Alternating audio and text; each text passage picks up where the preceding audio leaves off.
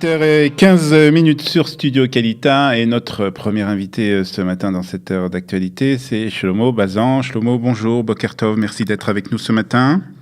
Bonjour, Boker Tov. Vous êtes, vous vous rappelez, président de Alumim, c'est l'association des enfants cachés pendant la Shoah, et puis vous êtes aussi bien entendu surtout spécialiste de cette période. Vous êtes guide à Yad Vashem, mais vous avez aussi guidé plusieurs délégations en Pologne, particulièrement dans les camps de la mort au cours de ces dernières années. Alors on va parler avec vous justement de cette loi qu'on appelle la loi polonaise, qui fait justement la une de l'actualité israélienne ce matin.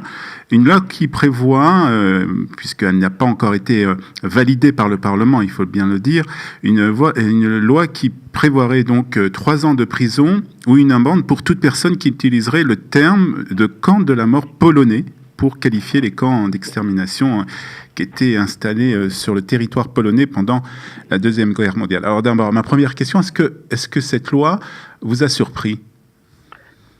Oui, la loi était surprenante et un peu troublante.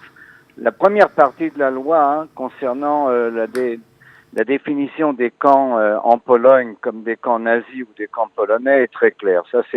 Ils ont raison, ce sont pas des camps polonais, ce sont des camps nazis installés en Pologne. Ce qui est troublant dans cette loi, c'est les alinéas qui suivent. Les Polonais ne veulent pas le Parlement polonais ne veut pas qu'on fasse trop d'études et de recherches sur qu'est-ce qu'ont fait les Polonais pendant la guerre, notamment ceux qui ont collaboré.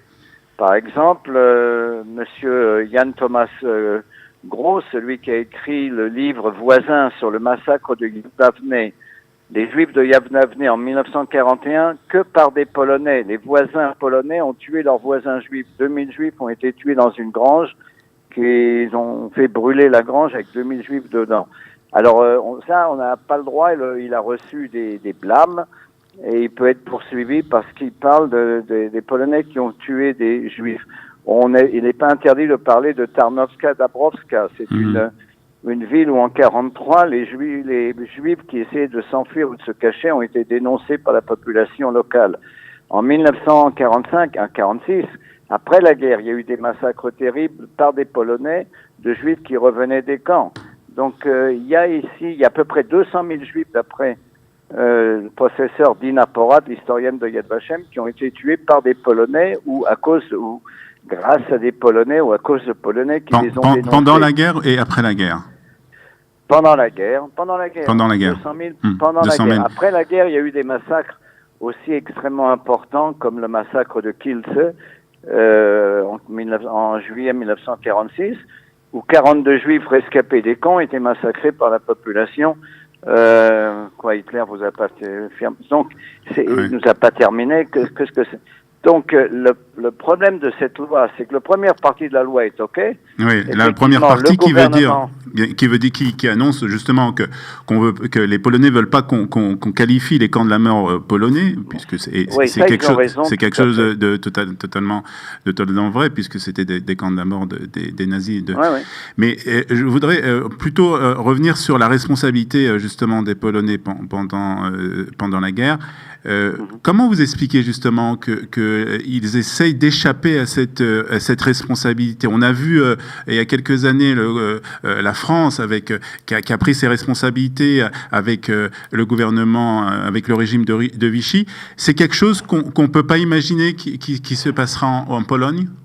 Non, ça peut pas se passer parce que ça n'a pas eu lieu. Le gouvernement polonais en exil n'a en aucun cas collaboré avec les nazis comme en France ou en Roumanie, où effectivement les gouvernements qui étaient établis, un gouvernement français, Vichy, un gouvernement roumain, ont vraiment collaboré, ou les Hongrois, ont collaboré avec les nazis. C'est pas le cas en Pologne où le gouvernement était en dehors de la Pologne et la Pologne n'était pas du tout sous contrôle polonais. Ça, c'est vrai. D'un autre côté, il y a eu beaucoup de collaboration polonaise. D'un autre côté aussi, il y a les plus grands nombres de Juifs parmi les nations sont polonais. Sur les 26 513 Juifs qu'il y a Juifs parmi les nations aujourd'hui, il y a plus de 6 000 Polonais.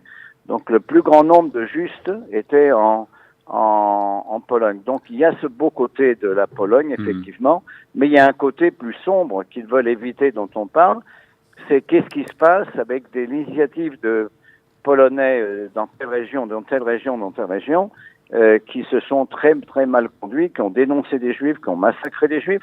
C'est ça le problème de la loi, c'est qu'ils veulent empêcher que on étudie ces choses-là. Le paradoxe, c'est qu'à cause de cette loi, on étudie plus maintenant. Tout le monde commence à regarder plus ce qu'a écrit professeur Grabowski, un livre qui s'appelle La chasse aux Juifs. Il y a par exemple en 1945, après la guerre, une chose qui s'appelle la ruée vers l'or, où des Polonais s'empressent de fouiller ce qui reste de Treblinka, parce que là où on a tué des Juifs, forcément ils ont caché de l'or. Ouais.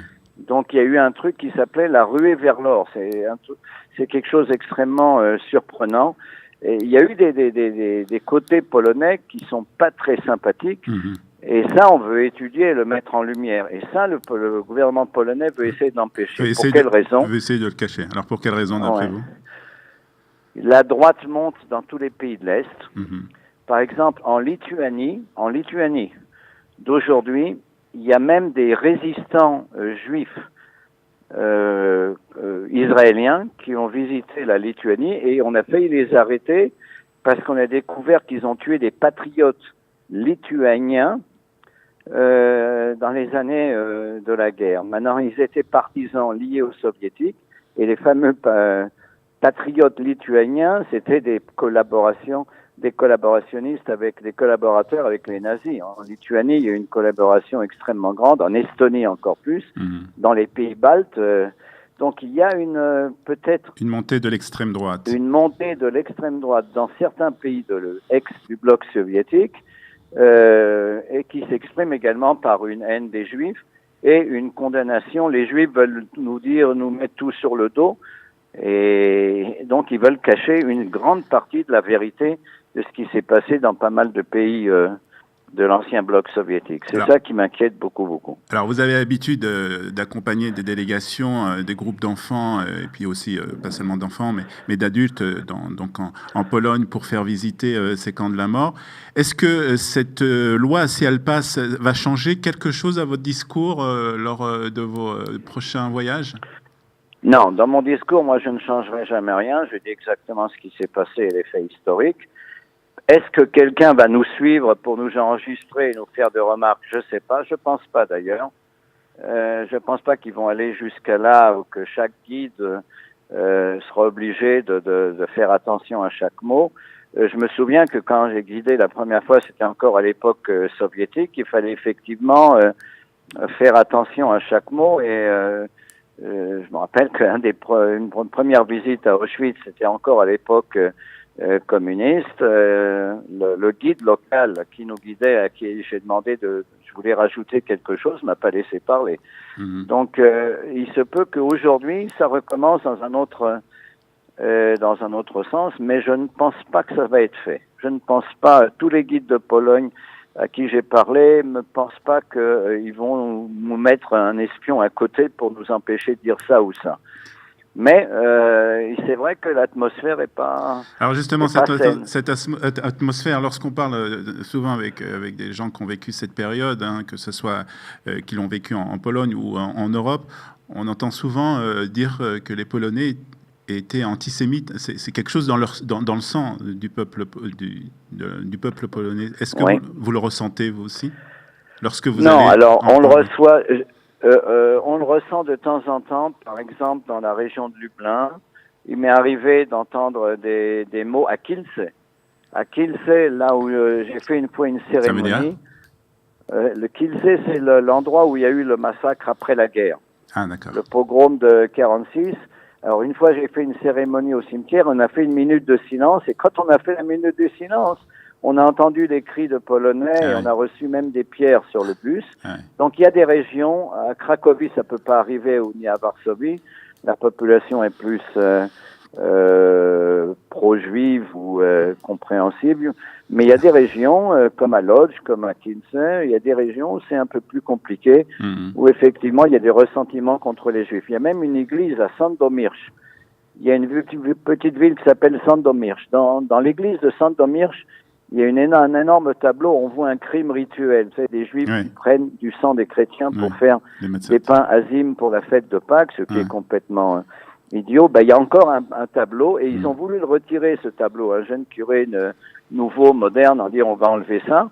Et la population a fait une manifestation.